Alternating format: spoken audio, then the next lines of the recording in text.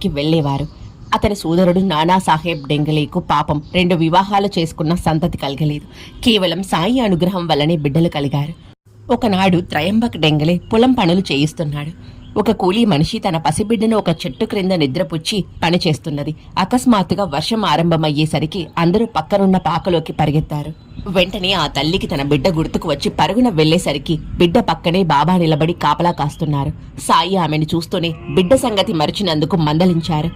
ఆ తల్లి ఆత్రంగా బిడ్డనెత్తుకొనేలోగా అదృశ్యమయ్యారు బాబా. ఆ తర్వాత విచారిస్తే ఆ సమయంలో ఆయన సిరిడిలోనే ఉన్నారని తెలిసింది. సాయి వేప చెట్టు కింద ఉన్నప్పుడు ఆయన ఒక మత చిహ్నమే లేదు. కానీ ఆయనను భక్తులు మసీదులో ఉంచాక ఆయన ముస్లిం అన్న సంకోచం కొందరికి కలగసాగింది. సాయి దాని నుండి తప్పుకో చూడలేదు. అది నేటి సమాజంలోని మతద్వేషాన్ని తొలగించామన్న భగవద్దజ్జాగా తీసుకున్నారు కాబోలు.